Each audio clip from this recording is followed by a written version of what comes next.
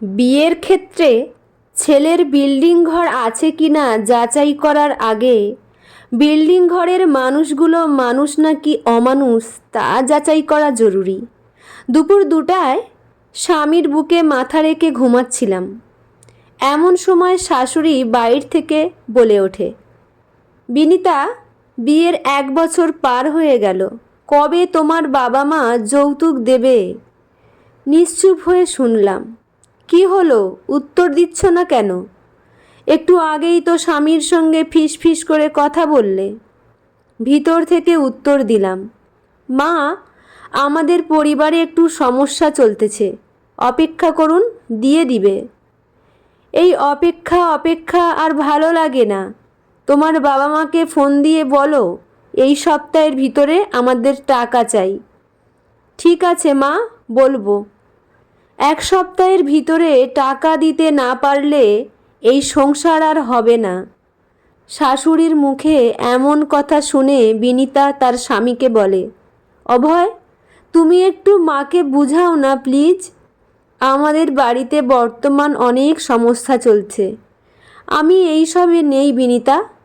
তোমার বাবা মা যেই টাকা দিতে চেয়েছে সেইটা দিয়ে দিলেই তো কাহিনী শেষ। ওহো, সবাই যেখানে এত করে বলতেছে, তাই বিনিতা বাসায় ফোন দিয়ে কথা বলে। হ্যালো বাবা। হ্যাঁ রে মা, আমি তোর বাবা বলছি। কি বলবি? বাবা, আমার শ্বশুর শাশুড়ি যৌতুক চায়, আর যৌতুক না পেলে আমার সংসার হবে না। তাদের একটু বুঝিয়ে বল না, কয়েকটা মাস দেরি হবে। বাবা, অনেক বুঝিয়েছি, তাদের একটি কথা, এই সপ্তাহে যদি টাকা না পায় তাহলে সমস্যা হবে। ওহো, ঠিক আছে, আমি দেখতেছি, তুই চিন্তা করিস না মা আমার। আচ্ছা বাবা।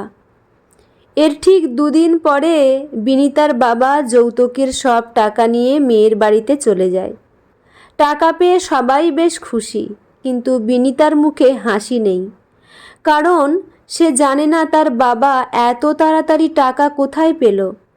একটু পরে বিনিতা তার বাবাকে ডাক দেয়, বাবা, তুমি এত টাকা কোথায় পেলে, সত্যি করে বলবা কিন্তু বললাম।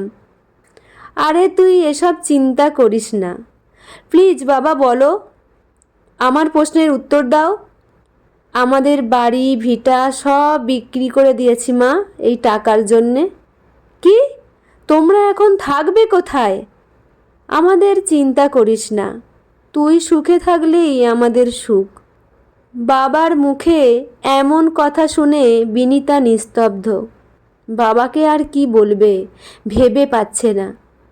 এই পাগলি, কান্না করিস না, থাক, আমি গেলাম। বাবা, আমার সুখের জন্যে তোমার সুখটাই বিক্রি করে দিলে?